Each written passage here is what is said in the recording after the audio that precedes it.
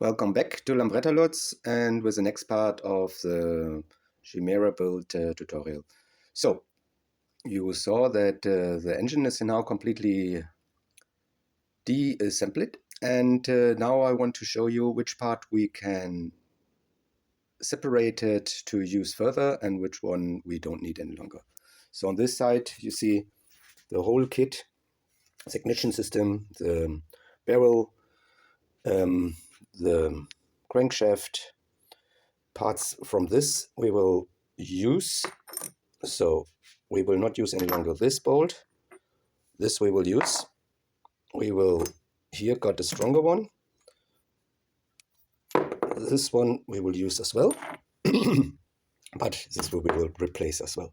The clutch is going to replace because we will have a different kind of primary drive. We give this way, and also the second gear of the original gearbox, because we replace it with the 41 teeth from DOT. So the mug housing you will keep, the gearbox plate and the other parts you will keep as well. As you show from the primary drive, we will keep parts. The rest of the gearbox we will keep. The main shaft we will keeping, all the other internal stuff, and the completely case. So the next thing what we have to do is I will press out only this side. I will keep this so to have it still in a connection for the further work, and I will prepare to get this one out, but I will leave it in so that I can have it here in my support further in use, otherwise I have too much offset.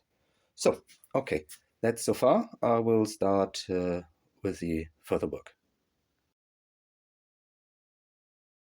So for cutting off this tray, the big mounting, engine mounting is already out. So now to prepare the new support for the rear damper, we have to get out the normal stud for the rear damper. In the kit is already this gritting disc. So I will put this off, knock it out so it is off, and I will bring it back in again so that with this connection and this connection I still can have the engine for the further work in my energy holder. So as you could see, I carefully gridded up to have it clear faced, and then I used this hammer and took this wrench for the spark plug as a support. When I knocked it out, for sure you minimum need 1 kilogram to push it out. You also can use a press if you have, or warm it up a little bit, but you see you can do it like this within minutes. So the next thing will be making a test try on this. I will show you in a different position. We have an interesting situation here. So by putting it on, you see that obviously a Uni case has a much stronger support of this rear damper. So, and as this Chimera kit is designed mainly for Innocenti cases, it doesn't fit. So I have to see now how to modify it. What is the most easiest way to have it suit as it should. Stay tuned. So I did the first gritting off, and we're coming closer. One advice: really take gloves, taking something to not breathing this aluminum dust is really awful stuff. So what I did now on this clean surface, I put a small layer of grease on it to see actually where I have now the situation of where is it still touching. So I will work like this step by step until it will be suited in a good way.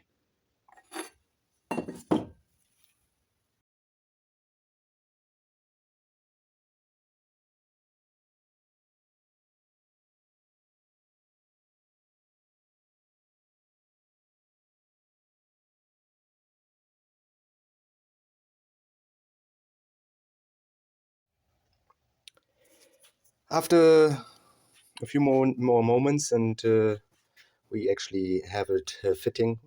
One advice, please don't use the hammer. Work step by step so that you can see that it is easily fitting, and not with any hammer, because you will destroy here the flange, and this is actually an accurate bolt. It should remain like this. Another big advice, please use some to protect your breath, your eyes and your ears.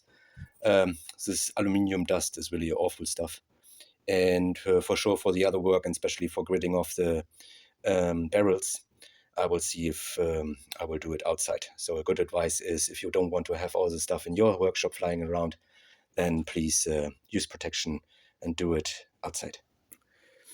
The next step is, as we said, for the fusing housing, preparing the cuts accordingly to the guideline.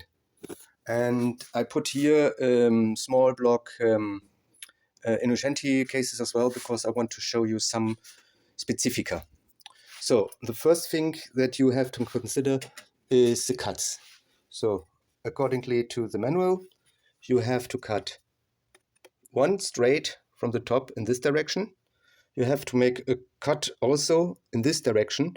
And here is the first thing: don't cut directly in the line of the guidance. You need a little bit more.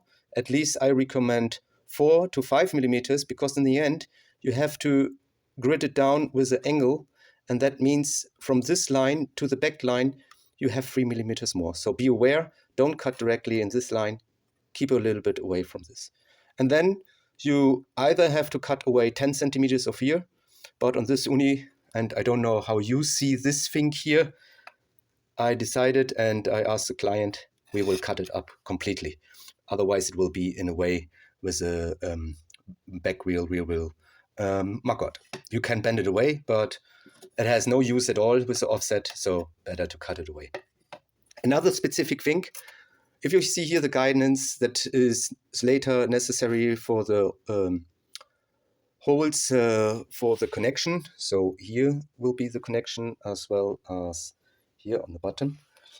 You see here a specific on Indian cases as well as a uni case. It has extra supports that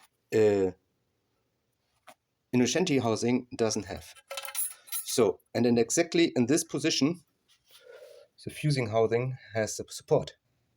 So what is necessary after gridding it off, you also have to put these things away so that the fusing housing drills can be in this as well.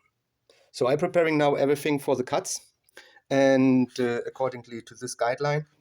And I probably will do this job outside, because I don't want to have the aluminium dust again back here in my workshop.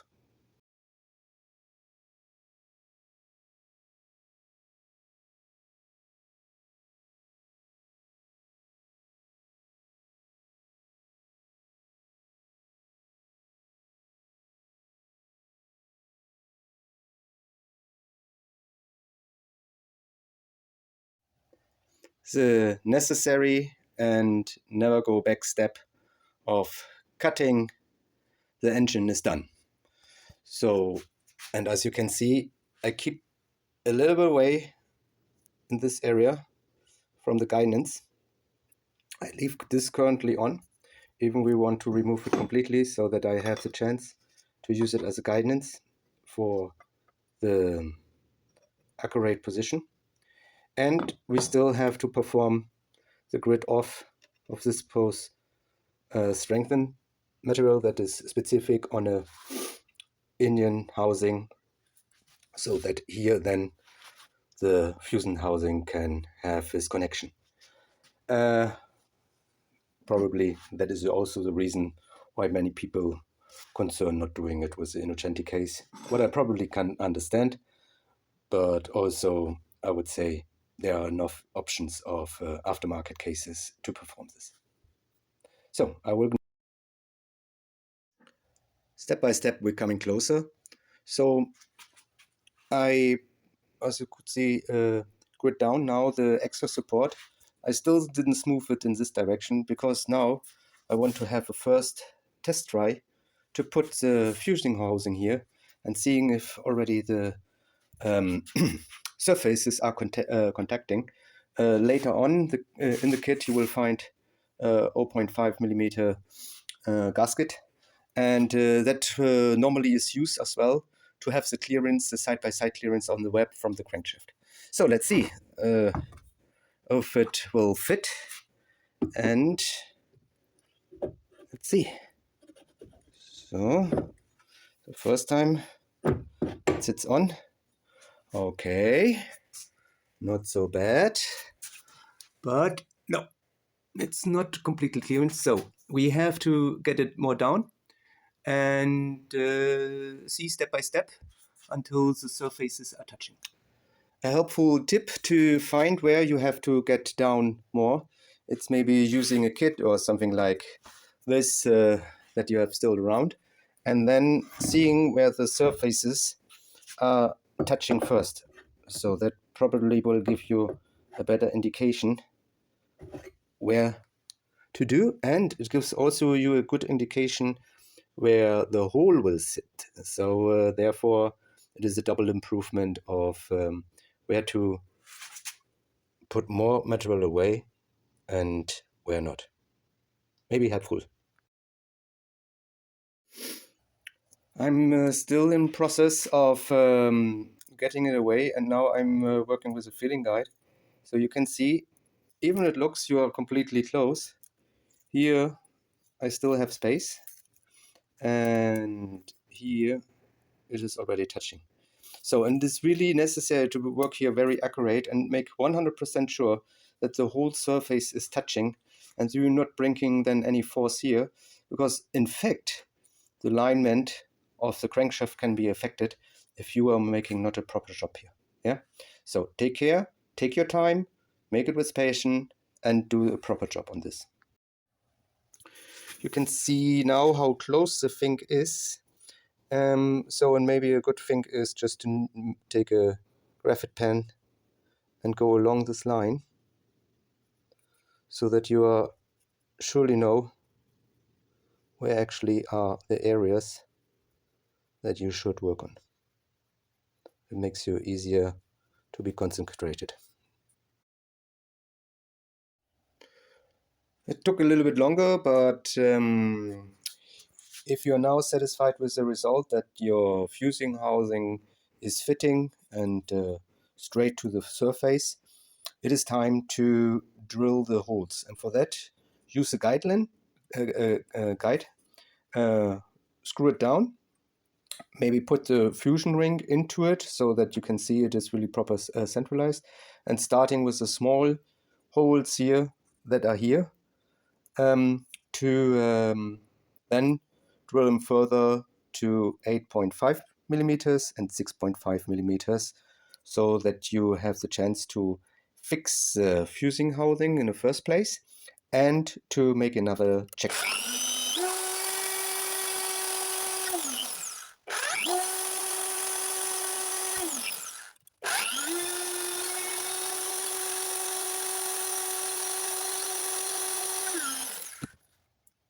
As next step, I will do a 4 to 4.5 mil to make the holes better, so to get step to step and not just directly from 2 or to 4.5 millimeters to the 8.5 or 6.5.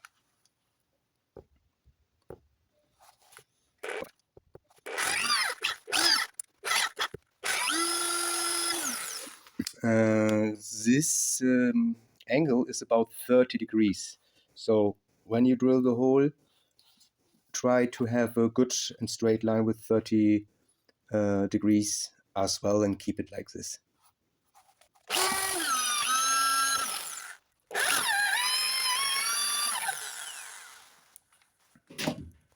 So for the next step, I will put away the guides and will check if it is in the right angle.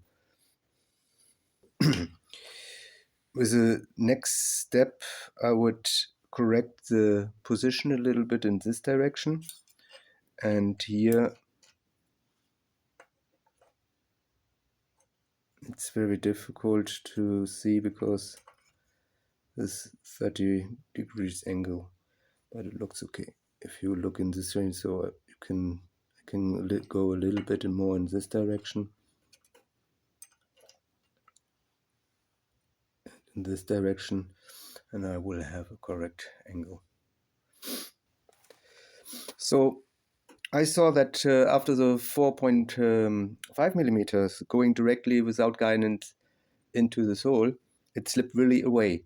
So that is surprisingly, it didn't happen with me before.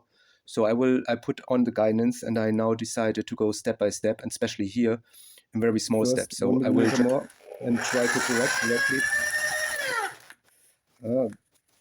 Okay. So, and I will fix it here that it is not coming up. So to show some problems, I think will help you as well. So I fix it now with countersunk screws to centralize it a little bit more. And I will really go now carefully step in just 0.5 millimeters bigger, because I really don't want to avoid, here is not so much material anyway left. So therefore, step by step is better than one time fast and then out of place. That is good now. We didn't have slip away, so using a guide is a good advice. So the same after 6.5, I will now go step by step here in the upper as well.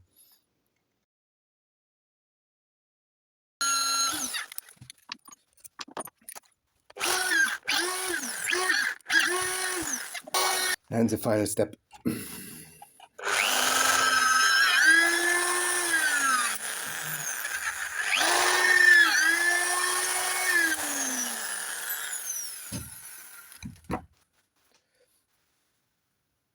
Now everything clean up.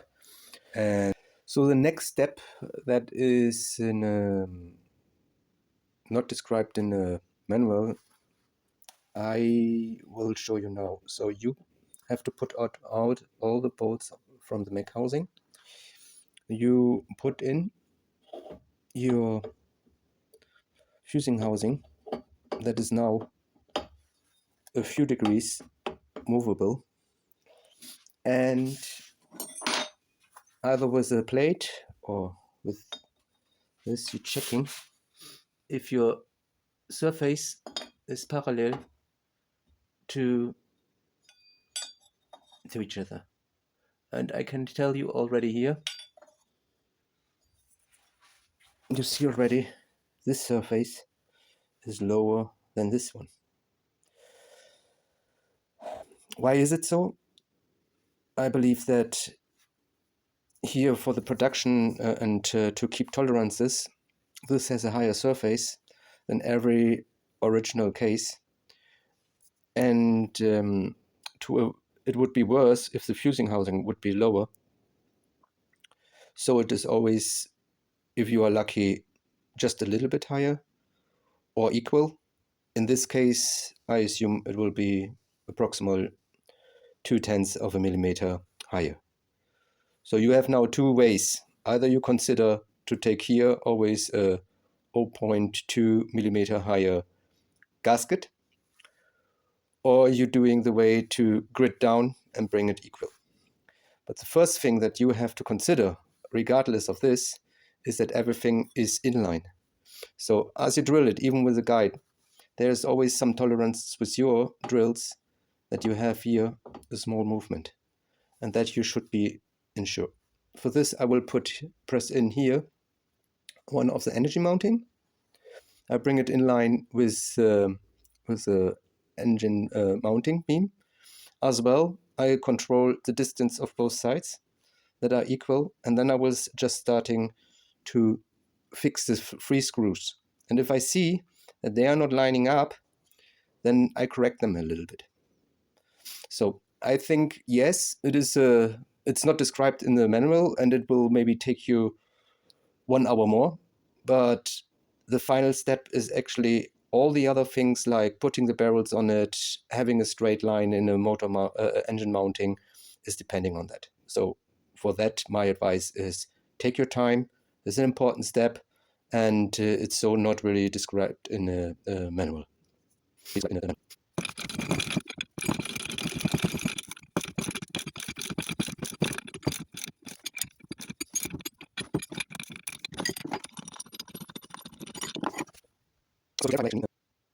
So to clarify what I actually mean, you see now that I put the engine mountings, rubber mountings that comes with the kit, a smaller one, into it.